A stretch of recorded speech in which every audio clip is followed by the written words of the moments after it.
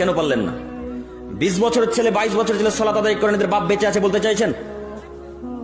বেঁচে আছে গো? এদের বাপ বেঁচে নেই।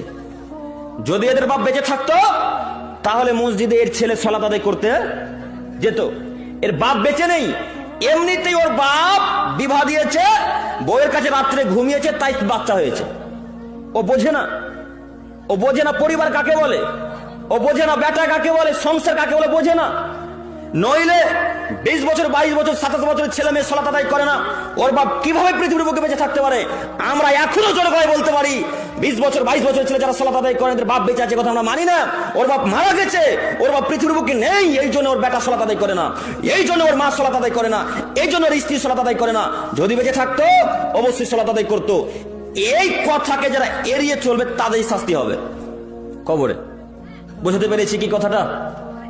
আল্লাহ বলছেন বিমা কুনতুম তাকুলুন আলাল্লাহি গায়রাল হক, তোমাদেরকে শাস্তি দেওয়া হবে একটা কারণ, সেটা হচ্ছে এই যে আমার যত কথা আছে সব কথাকে তোমরা এড়িয়ে চলতে। এই যে আজকের পর থেকে যত যুবক, যত মুরব্বী সাহেব, যত মা ও বোনেরা সালাত আদায় করবে না, এদেরই তো কবরে শাস্তি হবে। এরাই তো আল্লাহর কথাকে এড়িয়ে চললো, তাই না? যে ব্যক্তি এড়িয়ে চলবে তারই কবরে শাস্তি হবে। আর কেন শাস্তি হবে?